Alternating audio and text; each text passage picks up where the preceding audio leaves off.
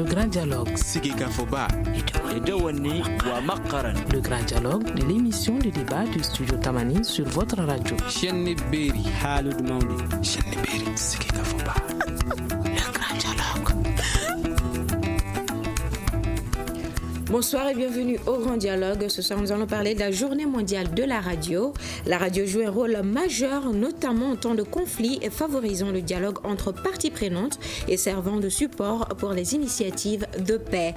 Et cette année, la Journée mondiale de la radio a été célébrée sous le thème Dialogue, tolérance et paix. Nos invités sur ce plateau, Bandjougou Danté, président de l'Union des radios diffusion et télévision libre du Mali, URTEL, Niaza Koulibaly, chef du centre de monitoring à la haute autorité de la communication, Tiona Mathieu Koné, journaliste à la retraite et chargé de cours à l'école de journalisme, Mahamadou Talata Meiga, psychologue et chargé de cours également à l'université de Bamako. Je suis Fatmata Togola.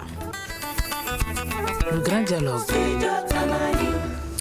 Le Mali a été confronté à de nombreuses crises ces dernières années et les médias, notamment la radio, a joué un rôle important dans la résolution de ces problèmes. Certaines radios ont d'ailleurs conçu des émissions en vue de renforcer la cohésion sociale dans le pays.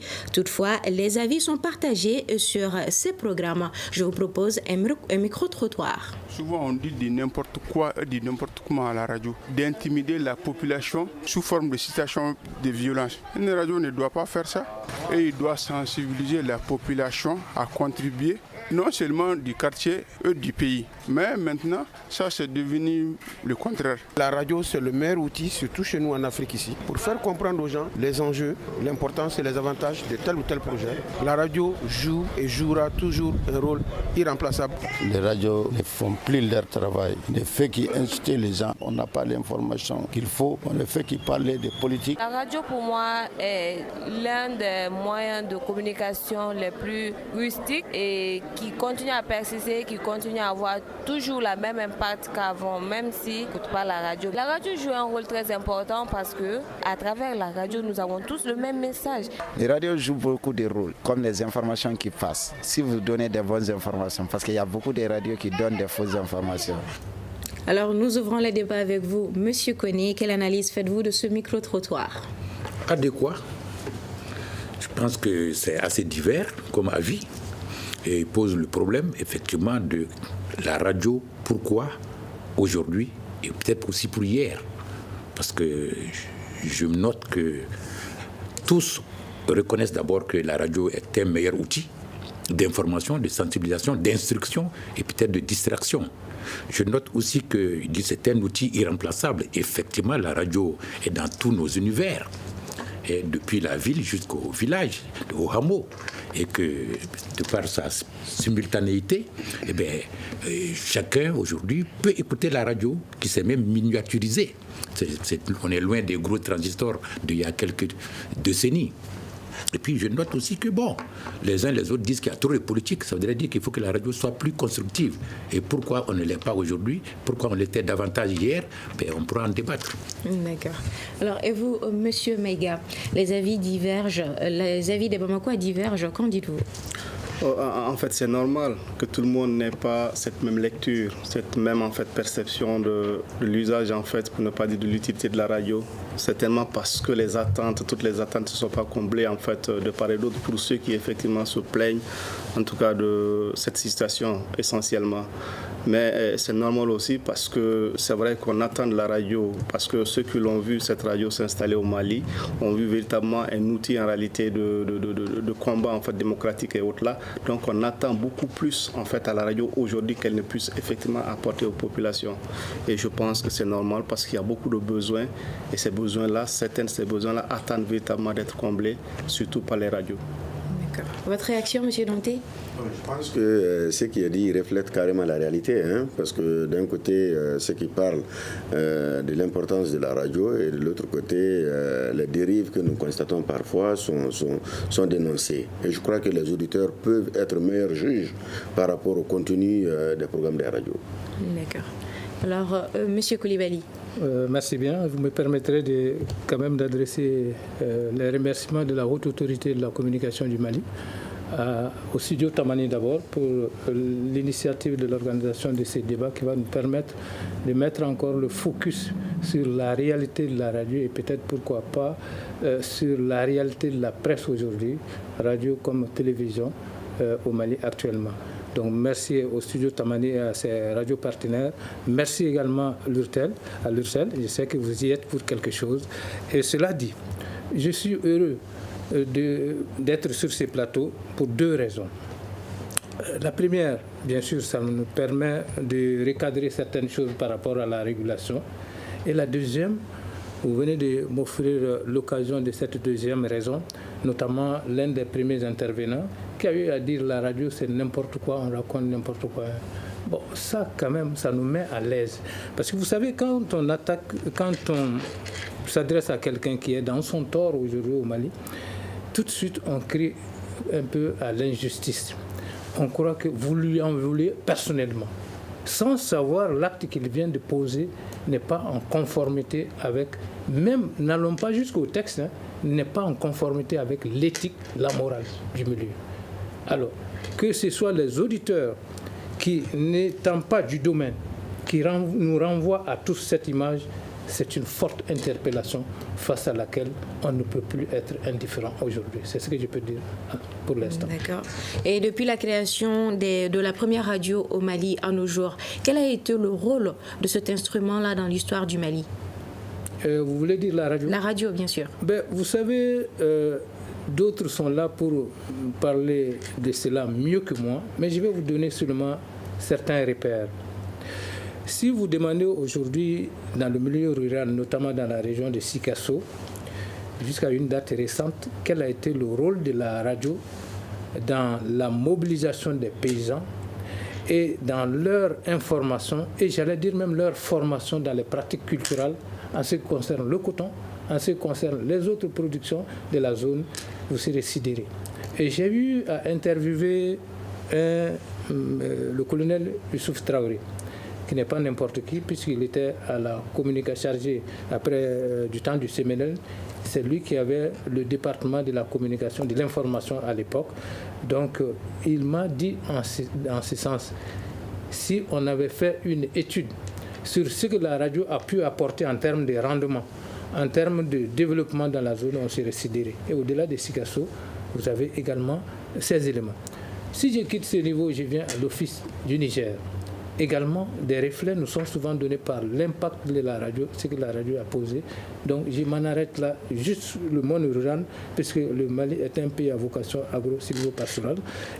Et dans ce domaine, déjà, si vous arrivez à booster déjà les activités, c'est pour vous dire qu'il y a quelque chose. Le niveau également intellectuel a augmenté, parce que l'alphabétisation, allez-y demander un peu à ces populations-là. Vous verrez ce que ça donne. D'accord. Alors, M. Koné, M. Koulibaly vient de nous parler de quelques impacts que la radio a pu avoir sur la population, la communauté rurale. Et vous, qu'avez-vous à ajouter à cela ? Continuer dans ce sens pour dire qu'effectivement, de sa création des fin des années 50, c'est-à-dire la radio Soudan, qui est devenue Radio Mali, je pense qu'il y avait des objectifs assez clairs dans la programmation. Les émissions étaient dirigées vers tous les secteurs d'intérêt. D'abord, il fallait consolider la nation, la construction nationale, acquise le 22 septembre 60, la radio a été un outil pour consolider, pour vraiment forger l'unité nationale. Un peuple, un but, une foi. La radio a joué un rôle d'instruction civique, que tous les citoyens soient avertis qu'ils appartiennent au même pays. Et ensuite, on a étendu le programme à l'éveil des consciences et à l'évolution dans tous les domaines, que ce soit le monde de l'agriculture, comme vient de l'évoquer mon confrère Niaza, le monde de la pêche, le monde de la santé, le monde, etc. Tous les domaines de préoccupation, de développement étaient cernés dans la programmation de Radio Mali. Donc il n'y a aucun doute que ce fut un outil, la radio fut un outil puissant de construction nationale dans tous les domaines. Mais vous parlez au passé, fut et actuellement. Ça se discute puisqu'il y a la pluralité et tout à l'heure dans votre micro-trottoir, certains ont dit que ça dit n'importe quoi. À l'époque, je ne pensais pas qu'on disait n'importe quoi. D'accord. Alors, M. Maïga, M. Koné nous parle d'éveil de conscience. En fait, je pense que en réalité, d'hier à aujourd'hui, la radio en fait a joué un rôle extrêmement important. Elle l'a fait en fait bien avant les indépendances avec la radio Soudan. Aujourd'hui, en fait, la radio, c'est vrai qu'elle est devenue beaucoup plus plurielle, qui donne effectivement la possibilité aujourd'hui à l'auditeur de choisir en fait la voix qu'elle souhaiterait effectivement entendre, la voix qui répond effectivement à ses besoins et autres. Elle continue aujourd'hui encore, la radio, à jouer effectivement ce rôle-là. Et moi, je pense que, quoi que l'on dise, c'est extrêmement important. Important, probablement qu'on ne s'en rend pas compte parce qu'on a suffisamment de sources d'informations. Au-delà des radios que nous avons les télévisions et autres là. Il faut se rendre vraiment dans le pays profond, dans le Mali profond, pour se rendre compte que la radio, c'est un outil vraiment aujourd'hui incontournable. Et elle joue son rôle traditionnel d'éducation en fait citoyenne.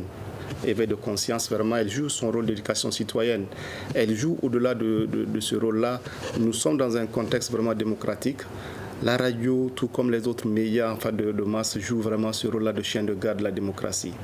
Parce que, au-delà de cet aspect-là, c'est les radios qui donnent à entendre, qui donnent à écouter, qui donnent souvent à voir même les dérives en fait de ce processus-là pour que effectivement des correctifs, pour que effectivement les citoyens puissent apporter lui en fait les correctifs nécessaires, mais aussi les gouvernants puissent effectivement apporter parce que ces gouvernants-là, ils écoutent la radio et forcément ils écoutent la voix du peuple.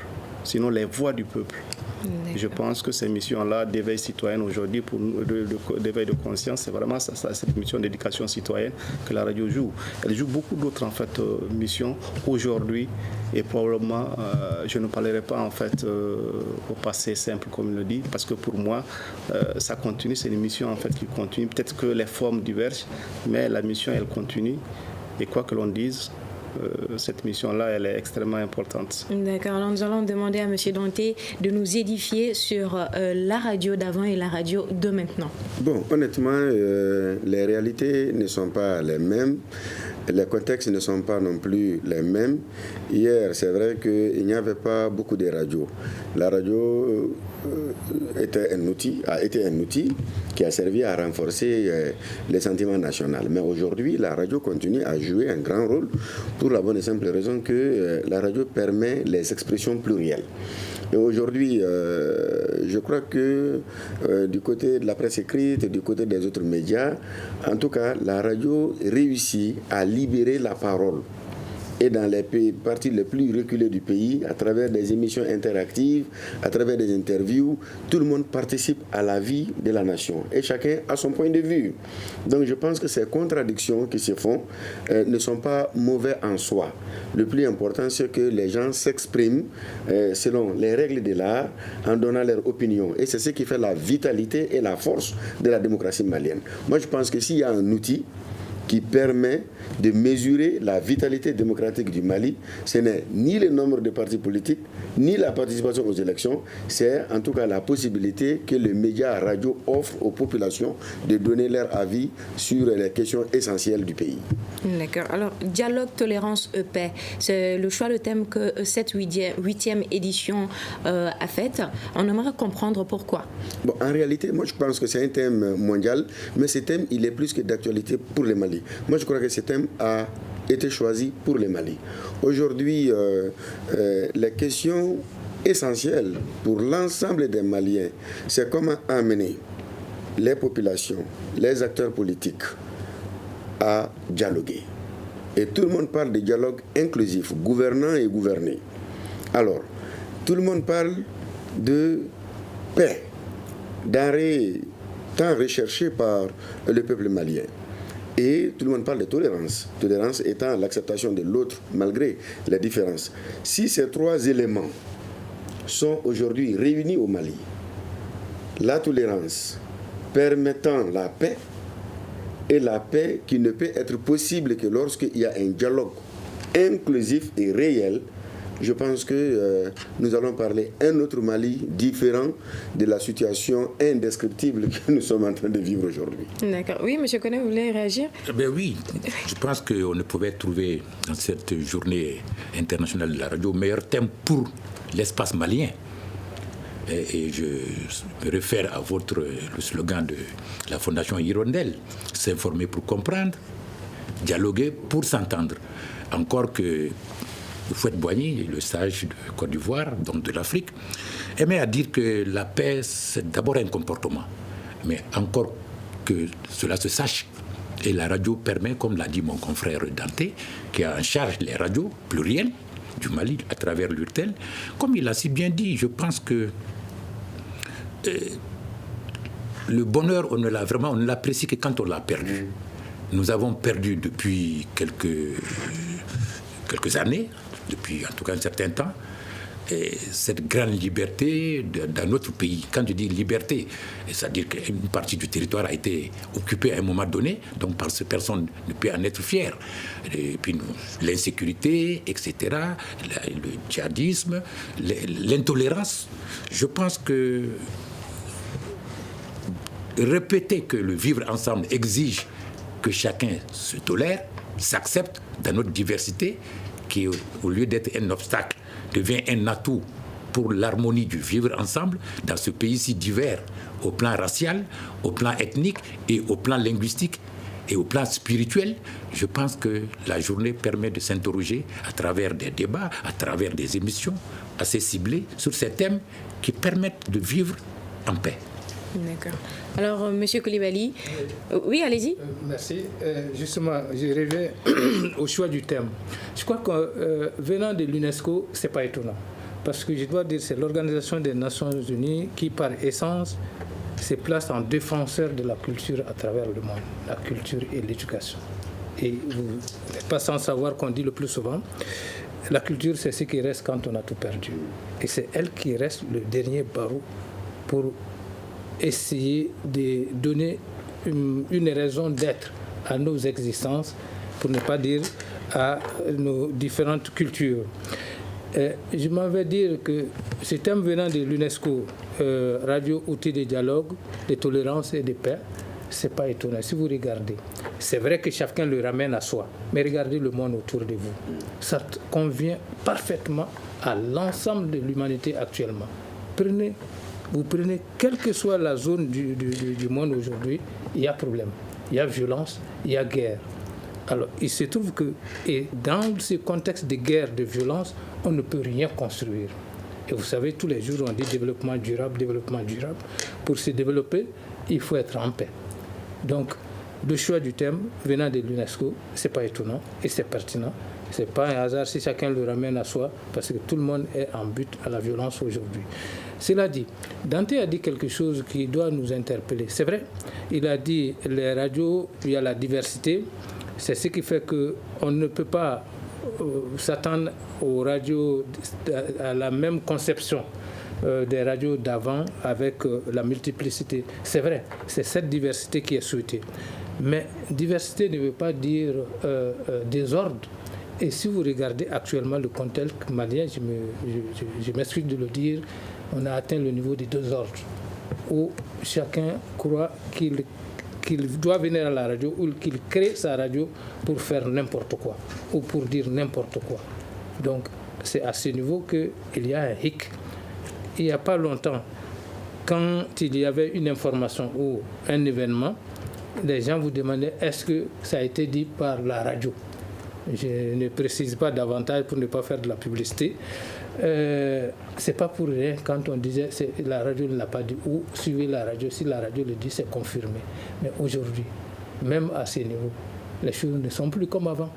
Donc, ça veut dire qu'il y a une interpellation qui est là. C'est vrai. Mais qu'est-ce que la haute autorité de la communication fait face à ça ?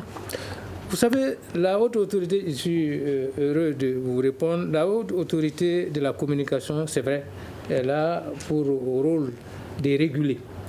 Et dans cette régulation, il y a beaucoup de choses à dire.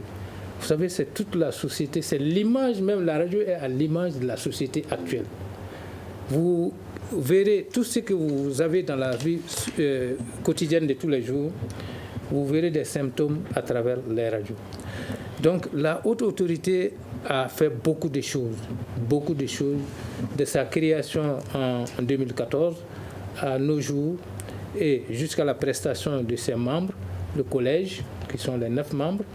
Elle a commencé d'abord par le commencement, notamment faire le soubassement. Le soubassement, c'est quoi ? J'allais dire même l'autre pan du soubassement. Parce qu'en matière de régulation, il y a 2 niveaux. Il y a le niveau d'abord des normes qui régissent la profession, comme toute profession. Les avocats, vous prenez les avocats, vous prenez les juges. Chacune de ces professions est régie par des normes. Et ces normes tournent autour de l'éthique et la déontologie. Que les agents du domaine ou les membres du domaine sont censés connaître sans formation. Enfin, ceux qui sont passés par les mailles classiques sont censés connaître.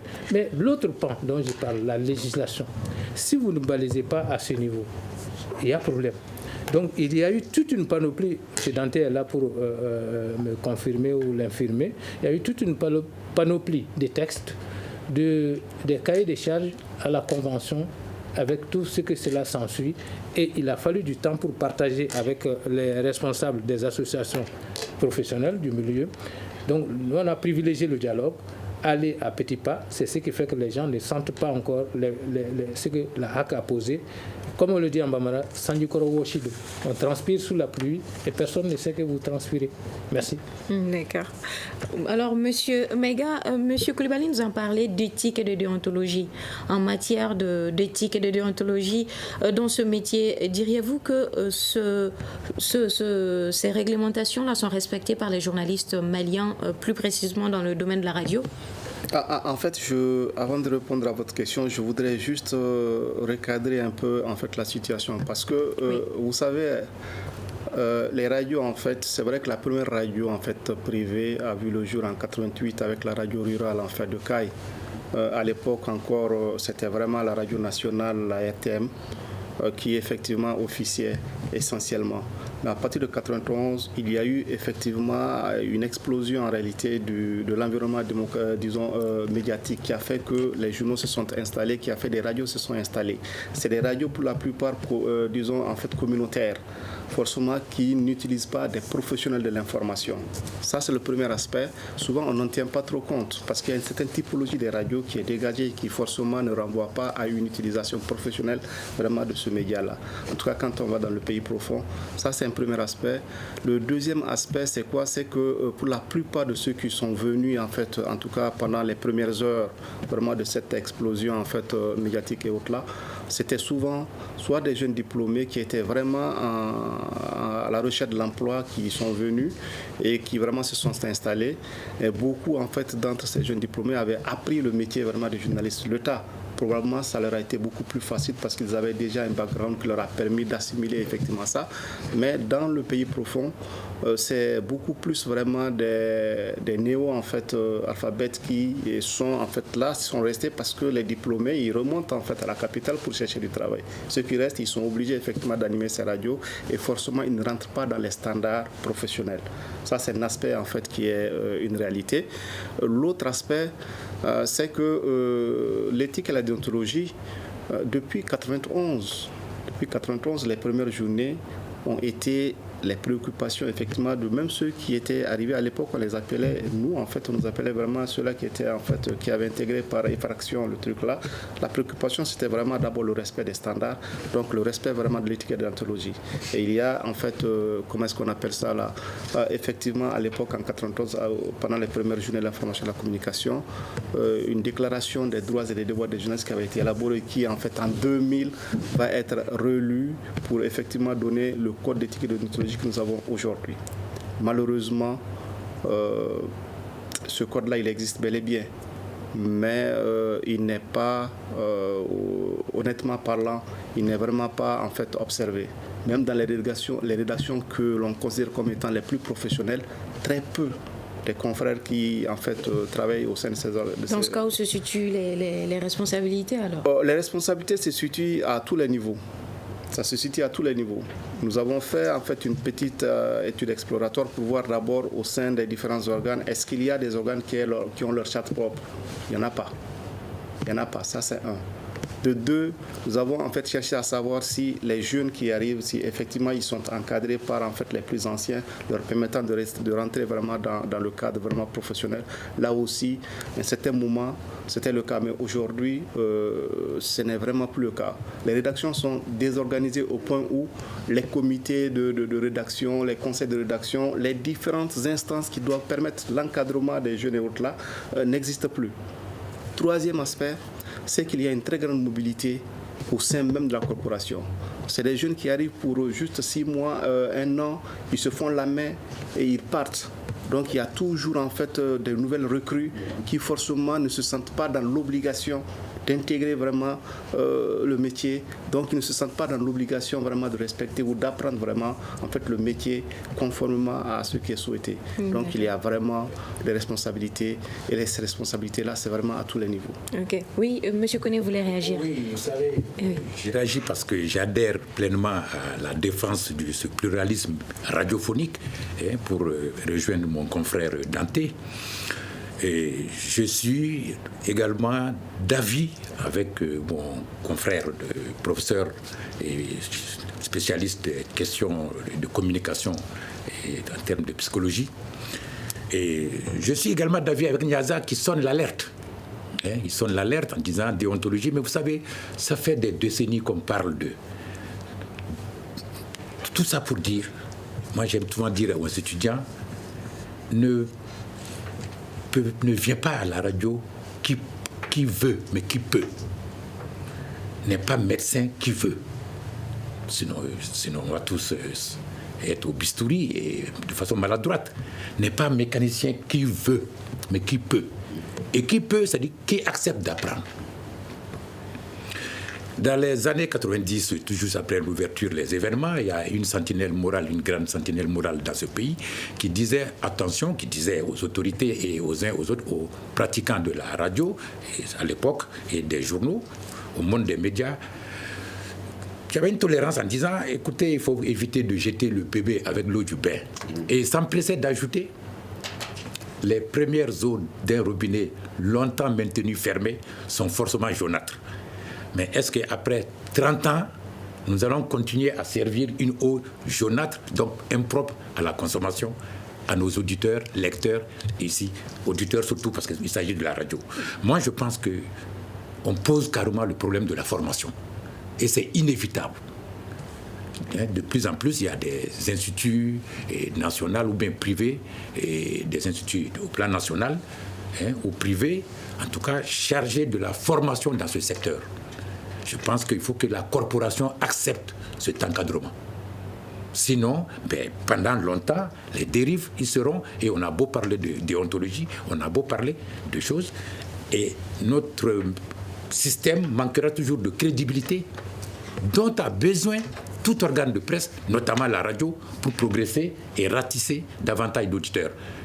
Quand on écoute, forcément la radio on écoute, mais quand on ne suit pas, parce qu'on n'y croit pas, il y a un problème de formation, de crédibilité qu'il faut. Et seule la formation permettra de peaufiner et de traiter les divers sujets que nous abordons dans la radio.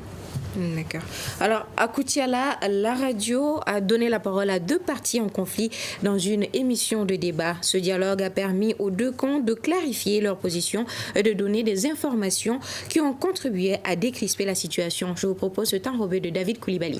5 blessés et une dizaine de motos calcinées. Tel fut le bilan des affrontements entre commerçants de bétail et autorités communales de Ndogonasso. C'était le 28 mai 2018 dans le cercle de Koutiala. Ce conflit qui prenait l'allure d'une guerre entre communautés voisine a eu un dénouement heureux grâce à l'implication de la radio de proximité. À l'issue d'un débat organisé par la radio avec les 2 parties en conflit, les protagonistes ont décidé de renoncer à la violence. Youssouf Niaré, préfet du cercle de Koutiala. Les autorités communales de Ndogonasso et les commerçants de bétail étaient opposés à cause d'une décision d'augmentation des taxes sur le bétail au parc de Ndogonasso. Beaucoup de bonnes volontés ont contribué à apaiser le climat, mais l'alerte et l'implication de la radio Djamana de Koutiala ont permis d'éviter le pire. Les 2 parties se sont expliquées dans une émission et ont compris qu'elles doivent se donner la main pour sauver l'intérêt général. Dans la dite émission, les parties ont expliqué que c'est une incompréhension qui a occasionné cet incident qui n'arrange personne.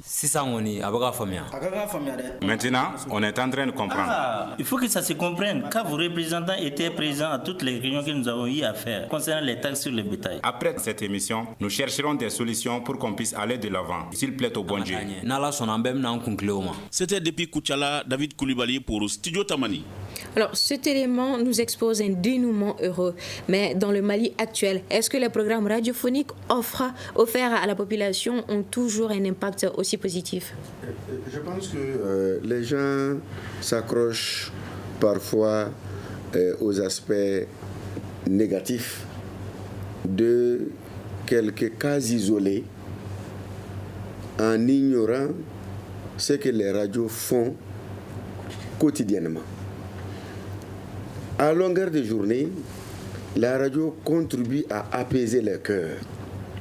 À longueur de journée, la radio contribue à stabiliser les relations humaines entre les gens de la même localité. À longueur de journée, la radio contribue à renforcer les liens sociaux entre des populations d'une même localité. Bon, le plus souvent, c'est vrai que nous constatons des dérapages. Et pour aborder dans le sens du doyen, moi je pense que le problème n'est pas forcément un problème de formation. C'est aussi un problème de bonne foi. Parce que les plus grandes violations des règles d'éthique et de déontologie sont souvent commises par des professionnels.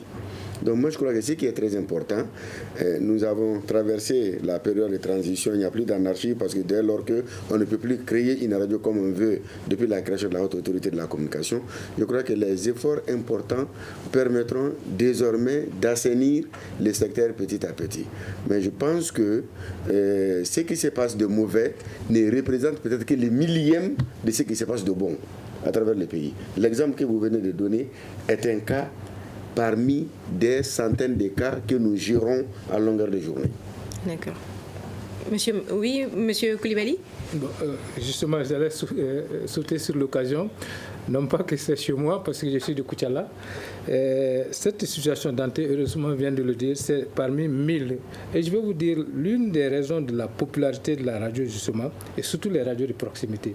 Parce qu'on a constaté que ce sont elles qui collent au vécu quotidien des populations. Parce que la seule radio mère avait tellement d'événements à couvrir, elle n'avait pas le temps de couvrir ses activités, de s'intéresser spécifiquement à certaines de ces activités. Or, ça tombe sur le quotidien des populations. Donc, voici l'une des raisons de la popularité des radios de proximité. Malheureusement, ça a été compris autrement. Mais ce que Dante vient de dire, je crois qu'il faut qu'il soit... je souhaiterais qu'il soit d'accord avec Tchouna. C'est-à-dire, c'est vrai, il n'y a pas que la formation. Vous avez touché un aspect qui est la non-application des textes au Mali. Quand c'est commis par des professionnels, vous savez pourquoi? Le professionnel se dit, puisque ça devient courant, tout le monde fait ce qu'il veut. Bon, je ne dis pas que c'est ce qui explique. Hein. Un professionnel se doit de respecter une ligne de conduite, qui est en fait sa ligne de conduite acquise depuis sa formation. Il ne doit pas dévier. Mais vous savez, tout le monde n'est pas de cette nature. Les gens finissent par dévier. Donc c'est l'inapplication des textes aussi au Mali, il faut le dire, le non-respect des textes qui ouvre la voie à tout. Et quand je vous disais que la radio n'est que le reflet de la société, allez-y voir le nombre d'immeubles qui tombent. Allez-y voir ceux qui sont à la construction, les architectes qui sont à la base. Certains, les professionnels vous diront qu'ils n'étaient pas habilités à le faire. N'est pas architecte qui veut et n'a pas le chantier d'un certain type d'immeuble qui veut. Mais malheureusement, la recherche du gain aidant, tout le monde fait tout. Tout le monde se croit capable de faire tout. Et c'est ce qu'on constate dans le milieu de la presse. Merci. Oui, M. Maïga. Ok, bien. En fait, merci beaucoup. Je pense que cet élément que nous venons d'écouter illustre à suffisance, en fait, l'une des missions vraiment de la radio, c'est de créer, en fait, le lien, c'est de créer le lien social. Le rôle de la radio, ce n'est pas seulement que de critiquer, en fait, le pouvoir, ce n'est pas seulement que d'éduquer, c'est aussi de créer, en fait, le lien social. Et ça, c'est extrêmement important. Et nous savons aussi que dans ce cadre-là, il y a en fait effectivement une nouvelle approche qui permet à la radio en fait de jouer encore plus en fait ce rôle-là de médiateur en réalité, parce que c'est ainsi que l'on doit parler. C'est déjà en fait cette approche de média sensible en fait au conflit, comme on le dit, parce que ça permet déjà en fait de faire la radio autrement, de faire vraiment la radio autrement, pour servir effectivement de plateau d'échange, mais aussi de plateau vraiment de communication, permettant aux différentes composantes de la société de pouvoir s'exprimer, de pouvoir s'expliquer, de pouvoir se faire comprendre pour mieux effectivement adopter vraiment des attitudes en fait positives les unes à l'égard des autres. Et ça, je pense qu'aujourd'hui, en tout cas les radios que moi j'écoute, les radios en fait que je suis, les radios dont je fais en fait le monitoring ou la veille, je me rends compte que ces radios-là sont en train d'intégrer effectivement cette approche-là avec effectivement l'appui vraiment des partenaires qui sont sur le terrain et qui leur permet de jouer vraiment ce rôle-là et qui en fait aussi leur permet de redorer en fait un peu leur blason. Parce que quelqu'un dit que la radio dit que n'importe quoi tout de suite, c'est un auditeur parmi des millions et des millions d'auditeurs. Forcément, pour moi, ce n'est pas en fait un instrument de mesure aujourd'hui de l'impopularité de la radio. Elle est vraiment populaire, cette radio-là. Je suis sûr à cet instant précis où nous sommes dans ce studio-là qu'il y a des milliers d'auditeurs qui écoutent en fait cette émission-là à travers le pays, parce que je sais que c'est en direct. Il y a des radios qui décrochent et des radios qui repassent en fait l'émission qui est fortement écoutée. Et beaucoup d'autres émissions sont écoutées parce que c'est vraiment des émissions qui contribuent aujourd'hui à éclairer la lanterne des communautés, mais qui aident en fait la radio à jouer sa partition dans le cadre vraiment du retour de la paix, mais aussi dans le cadre vraiment de la reconstruction du tissu, du tissu en fait social. Et je pense que c'est un élément qui est extrêmement important. Souvent sur le terrain, elles n'ont malheureusement pas les ressources matérielles nécessaires, elles n'ont pas les ressources humaines nécessaires pour en fait réaliser souvent des émissions ou produire vraiment des émissions vraiment de grande qualité permettant d'atteindre en fait. Mais je pense que chaque fois qu'elles en ont l'occasion, ces radios-là en fait s'empressent vraiment d'en profiter pour effectivement en tout cas rayonner encore plus, mais pour aider encore plus à rétablir vraiment cette paix-là. Et à ce sujet, je vous propose ce enrobé de Mohamed Lamine Sissé depuis Gao.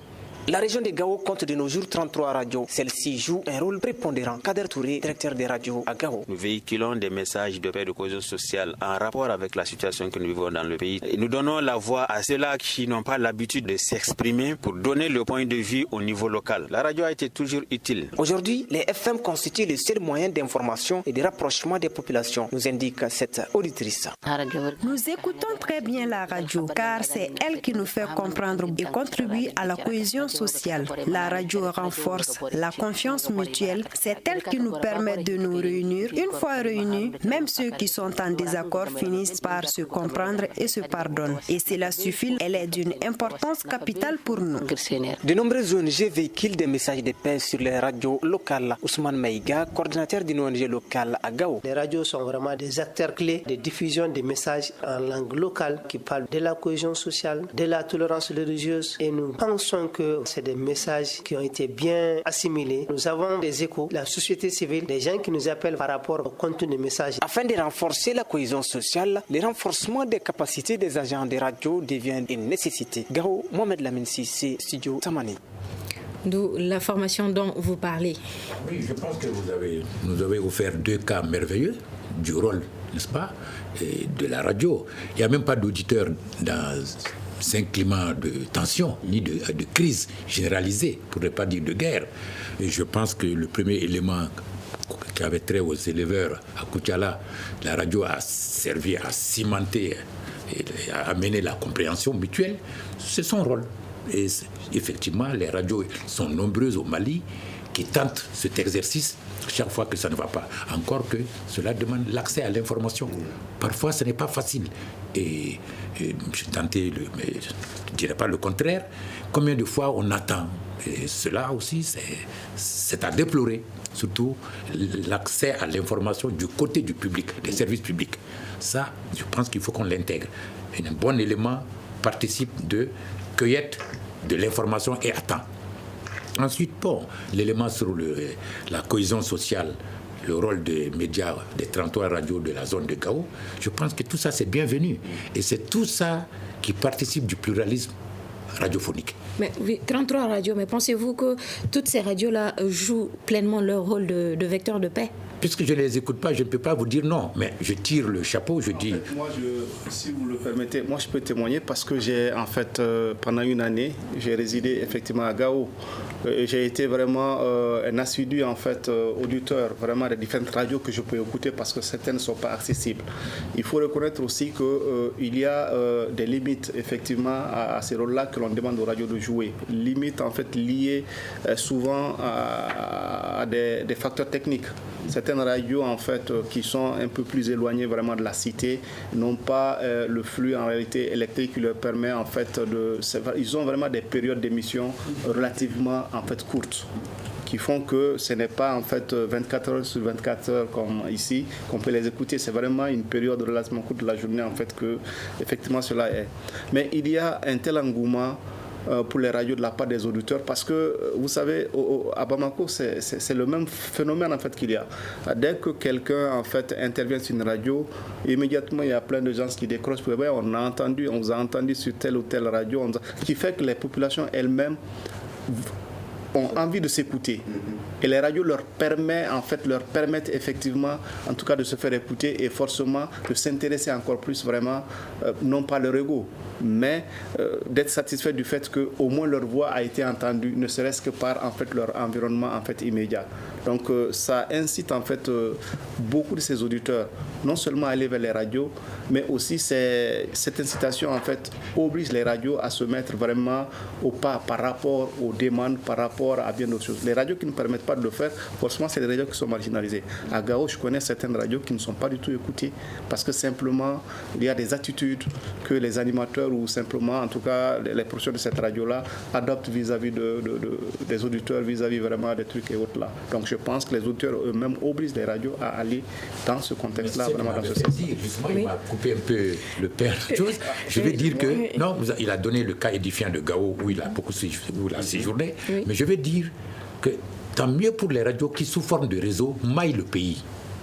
Parce que nous sommes à Bamako, nous écoutons Radio Tamani, qui a beaucoup de correspondants à l'intérieur du Mali et qui font, parce que nous à Bamako, plus de la moitié de la population de Bamako vient de quelque part, des différentes régions.